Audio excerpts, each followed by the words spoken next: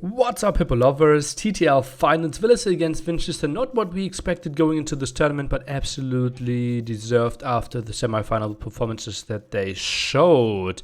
Map draft, civilization draft for you, and we start off on Serengeti game 1. Aztecs for Villice, Winchester playing Franks, kind of trying to play the same style that Hera did against him.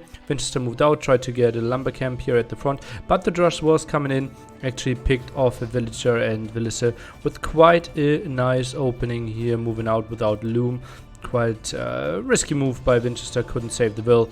Early good start for Villice. Then we went into the mid game, and Villice more archers than we saw of Winchester in the semi-finals. 2 spearmen here at the front, and quite some losses here. Beautiful micro by Winch, and loses the spearman, loses the archer, and from here on Winchester in pretty good control, ran around, tried to make stuff happen, and Villice defended heavily. Went full pikemen, full monks here. Went in the end with some small eagle numbers, as you can see, but didn't even upgrade them. Full knight play here by Winchester, who was playing multiple TCs, obviously trying to boom, and went for a castle, went for X-Men here as well, and obviously X-Men incredibly good against the pikeman eagle monk composition. We see some conversions. Winchester also with a way better economy, and took that fight quite significantly. Some conversions in the back there as well. Then more forward castles, obviously Franks abusing that one. We see some beautiful conversions and lots of army being traded off. But in the end, Winchester, just after the dominant feudal age, had the full control. Went for raids over and over again. We saw more castles. X-Men light cav raid here by Winch against the full pike monk defense. And in the end, without any upgrades and more castles for Franks. Nothing Villice could have done. And Winchester wins game 1 in quite a controlled game. Game 2, Arabia Villice with Hindustanis against Winchester's Britons. And Winchester apparently decides this is a good woodline and goes for a strategy that we don't see too often on Arabia anymore. He went for Drush and fully walled fast castle behind this Briton. Crossbow was his play. Villice scouted it reasonably late, had to deal with this Drush, obviously trying to save some villages here, which he did. And still a reasonable castle age by Villice behind this one, so we went into an okay-ish castle age timing here. Elite skirmisher play against the crossbow play. They were tried to be annoying, tried to sit behind the wood lines, but no major damage taken. But extra town centers for Winchester meant better economy for our Briton player, and therefore extra villagers, more control, gets to the castle earlier, and got that beautiful hill for himself. Mangonels there didn't achieve too much for Villice, and he himself was now tacking into Gulam skirmishes to deal with those crossbows. And now the big question, what does Britain do against that army composition? And apparently Winchester has the answer. He is going for mass cavalier. Gulam raid is coming in, and Winchester only slightly better economy, difference kind of stayed the same. Elite Gulam is getting tagged, and Winchester somehow makes it work with Briton Cavalier, something I did not know. And we can take a look at this major engagement here. Military wise, obviously slightly better for Winchester. A big overboom by him, and Halberdier attack is coming in. Halberdier numbers not that high though, as we can see 7, lots of them in the queue. Villice heavily housed before taking this engagement, maybe could have waited a bit longer, and Winchester just completely ruffle storms over this army. And today I learned Cavalier apparently the army composition against Hindustanis if they refuse to go for camels. Longbowman Cavalier the winning army composition. GG, well played. Winchester takes it 2-0. Comfortable 2-0 lead for Winchester. We are jumping into Gold Rush. Poles for Winch against Villice's Burgundians, and we saw a very wally game. Both players fully walled before any units could arrive. We see the forward placement, we see 4 eco upgrades here for Burgundians, and went into a really passive game. Both players kind of realizing, okay, my civilization is really good late game, my civilization is crazy when it comes to economy. As you can see, instantly catching up with the eco upgrades here is Winchester, both at 20-minute mark, 5 eco upgrades. Cost the year play was the one Villiser went for, while we saw a delayed castle after the 3 town centers, and then the mass knight play. We see Villiser still walling this one up, and yeah, basically 4-6 KD before we are going to Imperial Age, so really passive game. In the end, 5 relics for Villiser here, beautiful setup, gets all the double castle, gets gold, but obviously Winchester gets share of his gold as well. And then we are looking into Imperial Age army compositions. And there became really tricky for Burgundians trying to play with mobility as well. Castle Age, Courtiers and Halberdiers against Obuch and Cavaliers here. Still really good engagement for Villiser with the hill in the back. Is taking this one. Obviously some upgrades still lacking for Winchester, and this one was a really good one, but behind this a big raid into the gold as well. Castle's not really helping out that much there, and yeah, this one was pushed back, but the castle fell regardless, and Villiser really struggled to get back onto population. As you can see, Q not that long, Halberdier production not really where he wants it to be, and Obuch dealt beautifully with those Halberdiers, and Costiers couldn't really find the big kills, couldn't afford elite Costier, and Poles apparently really strong if you let them boom, if you let them go for their dream army composition. And Winchester actually goes up 3-0 in quite convincing fashion. Villiser, with barely a population difference, resigns because he knows, I don't have an army composition. Villiser with his back against the wall, 3-0 down, plays Italians against Winchester's Malians on cross.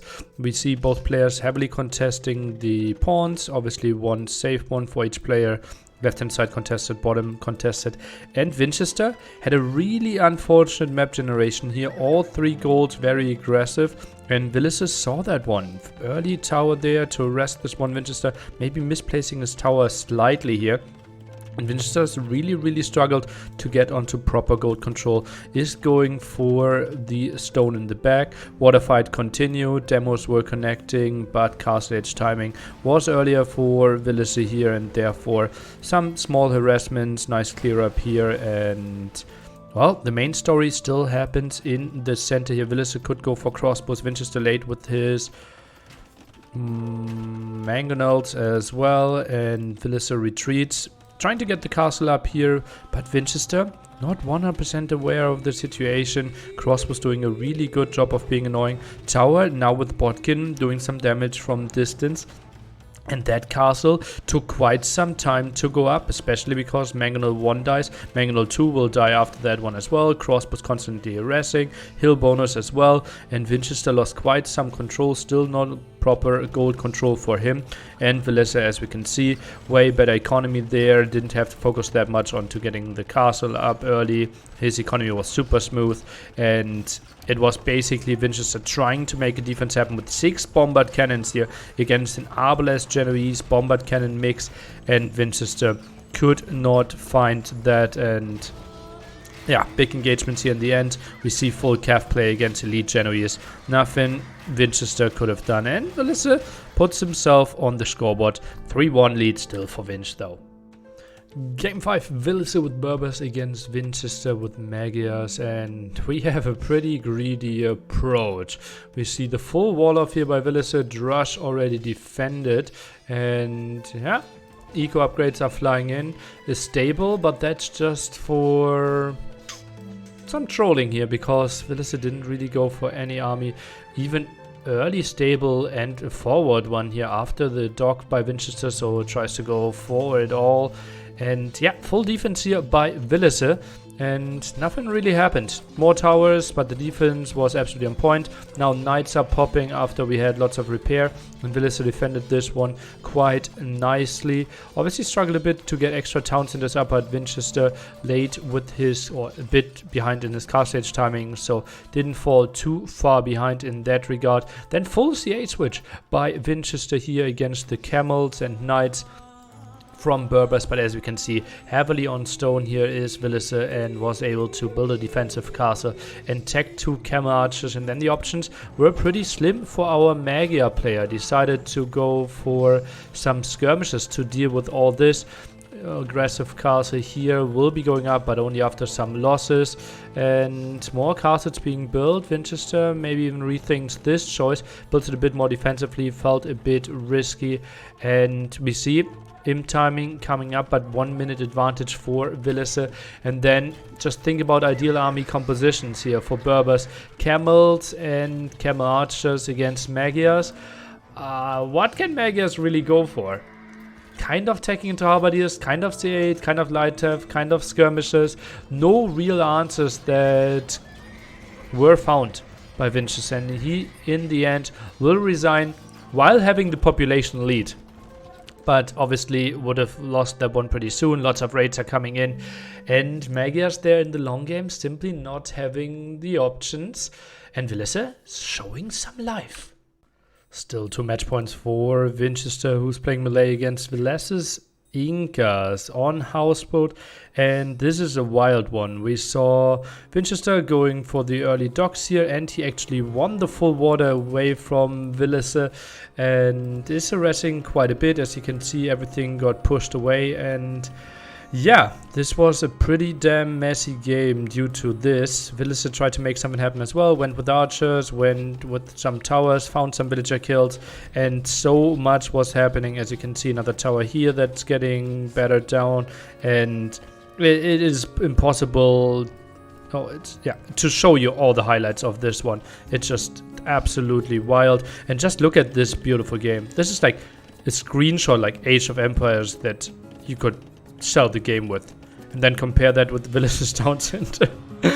Oh, that just shows you how different the approaches and situations of both players were. And also, if you look at the minimap, blue scattered around everywhere, purple pretty compact, but not compact enough because the Eagles actually were able to find quite some kills. Way better economy here for our melee player, trying to save some villagers, but it felt like Eagle was finding more and more damage here.